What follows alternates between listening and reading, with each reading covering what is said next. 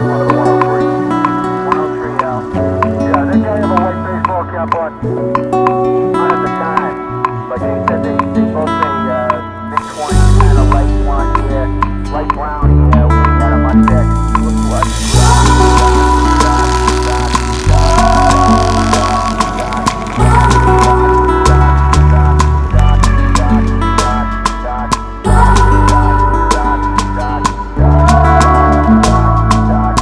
Mornings are just really sacred to me. I feel like that's when I'm the most clear-headed. I just kind of love like quiet mornings to myself.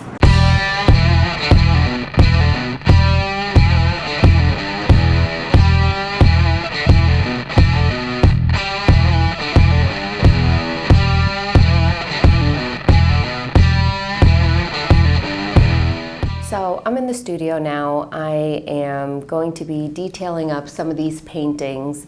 They're going to be going to a restaurant owner in Florida. So I'm excited to just put the final touches on these pieces and get them out the door.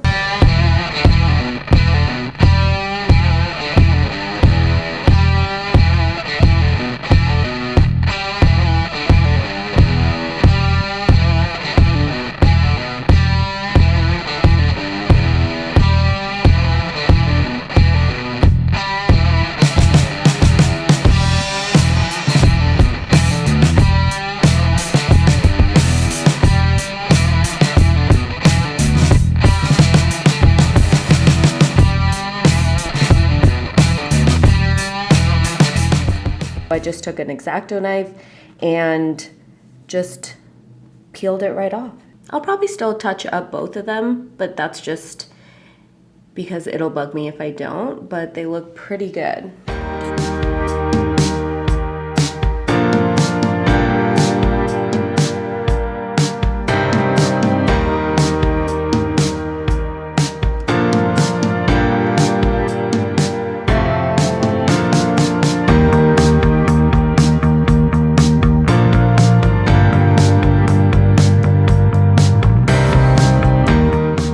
Working on this collection, I realized how much my art has evolved over time, which is really cool. I don't paint too many portraits anymore. This is the style of artwork that I was painting when I first started 5 years ago.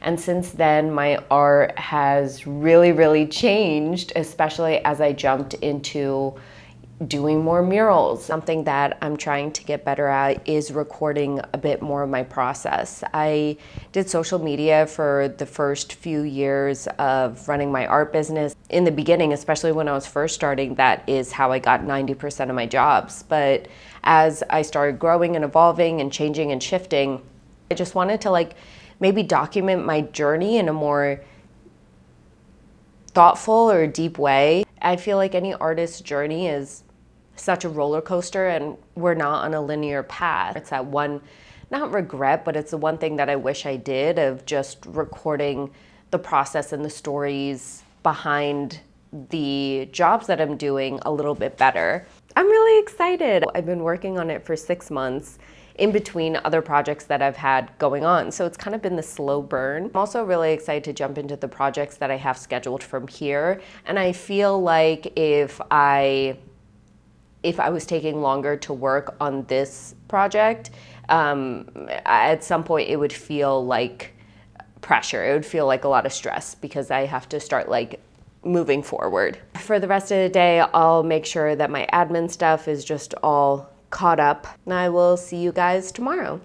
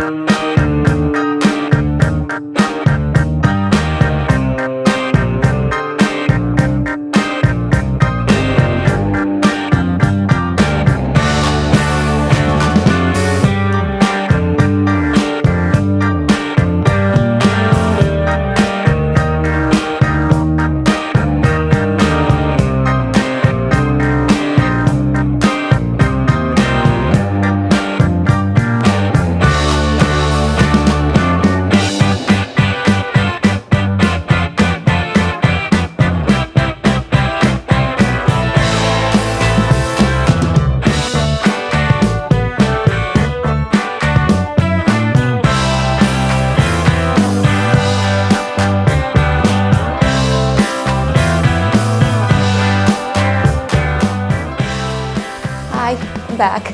It's been a few days. It's a Saturday. I love Saturdays. Normally, you know, me and Bill will take the dogs for a walk in the morning, and I love cuddling up after breakfast and having my matcha with me and reading a book cuddled up on the couch with the dog. This morning, as I was reading, I just finished Shoe Dog, and I loved it. I've been reading books for a few years now. Growing up, when I was younger, when I was in school, I didn't like reading at all. But as I got older, or actually I don't even think it's like as I got older, I think it's when I really started Premier Art, there were a lot of things that I felt incompetent in. I just wanted to have resources to get better at things, not only my skills for the business, but also my mindset in general. Normally there's self-development books, but Shoe Dog has been on my book list for a while. So I actually get most of my books from the library. You could even see it right there. Hello. Most people on YouTube go like this to try to get it. Does that work? Does it work? Hey, that works. I did my first YouTube thing. Anyway, back to what I was saying. And Shoe Dog, funny enough, had a bunch of holds on it. So I had to wait a few weeks, actually like maybe a few months to get this book. So that only made me want to read it more. It was a really nice break from the books that I have been reading. A lot of the books that I'll read are more like self-developmental. We're talking about a specific skill that I could bring into Premier Art. And this was just a really well-written like story. And I just loved it. So what's next? Something that I always work on in the midst of the projects that I have at hand is getting better at designing. Let's change the color a little bit. This is one of the bears that I have painted. It's one of my best-selling bears, Drippy Bear 6.